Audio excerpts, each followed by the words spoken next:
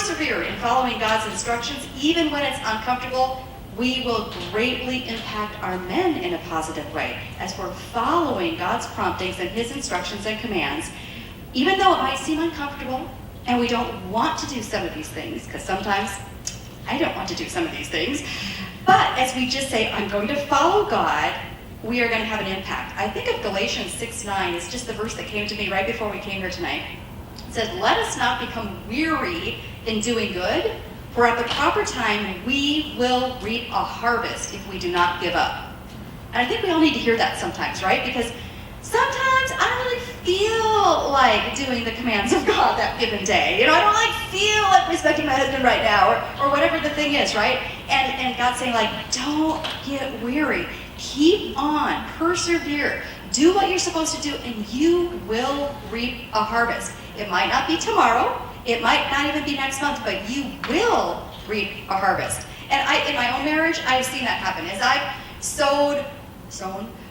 as I've tried to be respectful toward my husband and just continued to do that, day after day and week after week and month after month, it has actually helped him to become a better man. He's told me that. My little Valentine's card yesterday, he told me that. So, I know.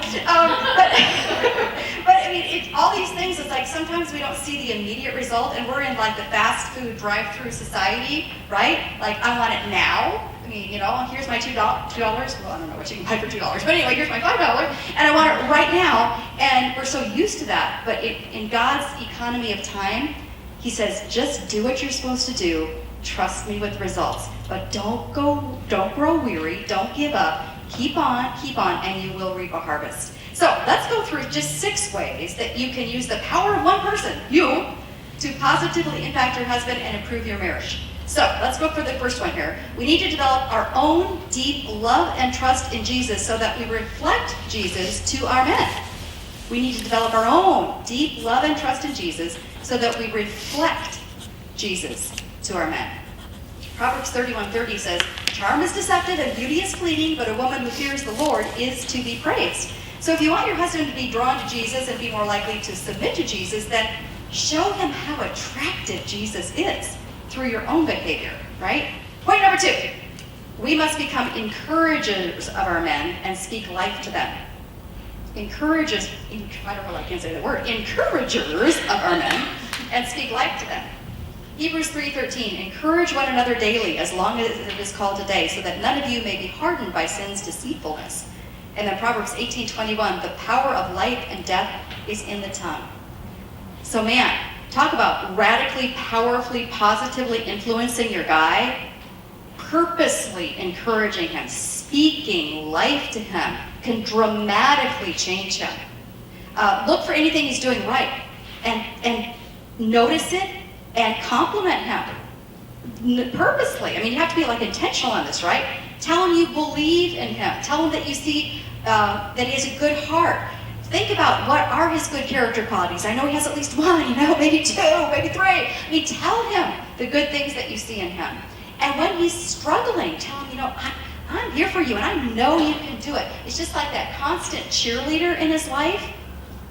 And even when he fails, and all of our guys are going to fail because we fail too, right? Even when he fails, remind him that failure doesn't define him, that that's not who he is, that God's going to use this to teach him something valuable, and that with God's mighty power, he's going to pick himself back up and move forward. Can you be that cheerleader in his life, even when he has a failure?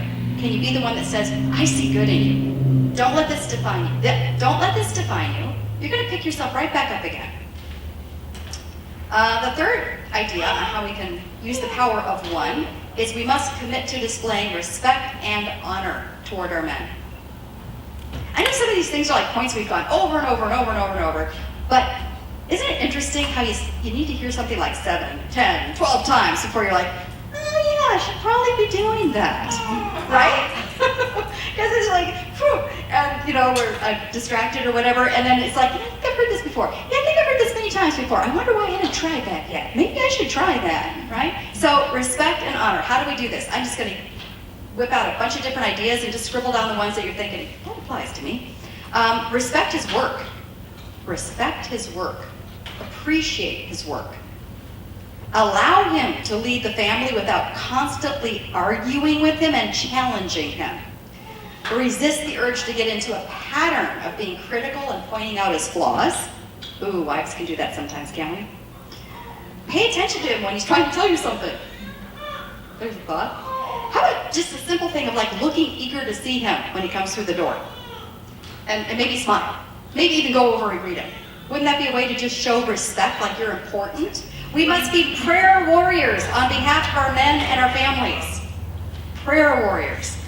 Luke 18, verse 1 says, Then Jesus told his disciples a parable to show them that they should always pray and not give up.